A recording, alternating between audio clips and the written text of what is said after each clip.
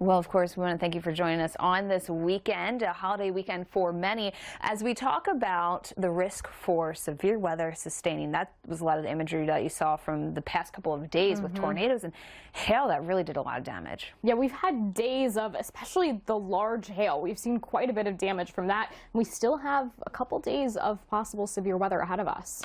So we'll get you started with that risk for activity today, and it is shifting a little bit from the past few days. Past couple of days we had a significant line of thunderstorms from Texas right into Michigan or New York.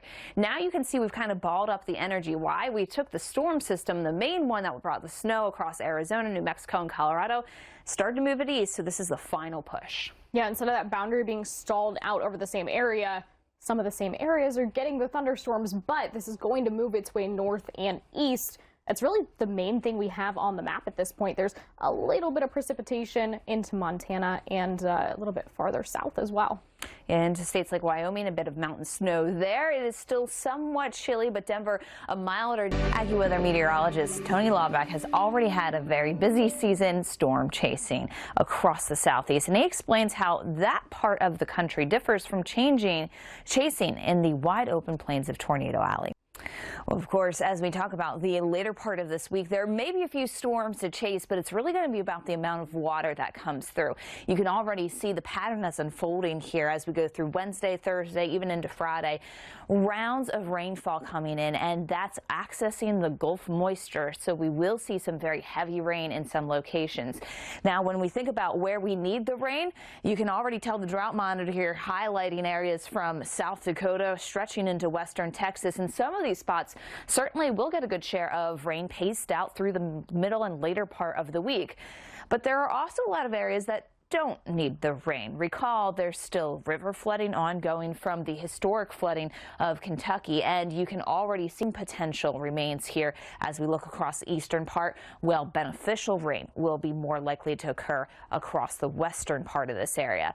For places like Wichita, Kansas, it gets pretty cloudy and stormy very quickly. In fact, we have of course, as we continue to talk about some of that weather pattern producing the severe weather, know that there is that risk today across some of the central plains. You can see those thunderstorms in Kansas City, mostly in Chicago. We're talking about some steadier, because by Monday, the next storm system, as this first one moves out, is hot on its heels.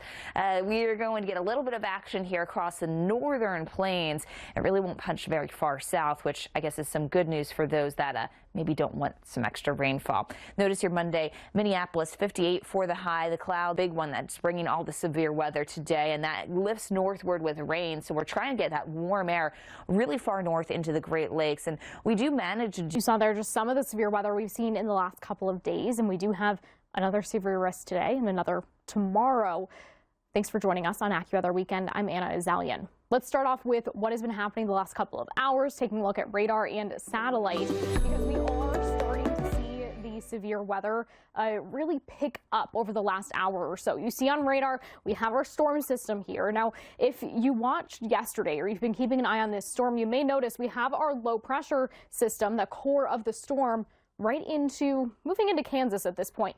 It was over in Colorado yesterday. The boundary was stalled out the last couple of days from Texas up into Michigan or New York, depending on exactly when we're talking about. Now the storm is on the move, not a stalled boundary anymore at this point, but we are starting to see more of these severe thunderstorms. We're seeing more tornado warnings pop up over the last hour or so, especially into Missouri. Temperature-wise, here's what you were hoping you would. Here's a few safety reminders to keep you safe, obviously. So when you are in the car, make sure you reduce your speed. You want to make sure your lights are on, just like any time that it's raining. Even if you're not really seeing rain, you're just seeing the hail.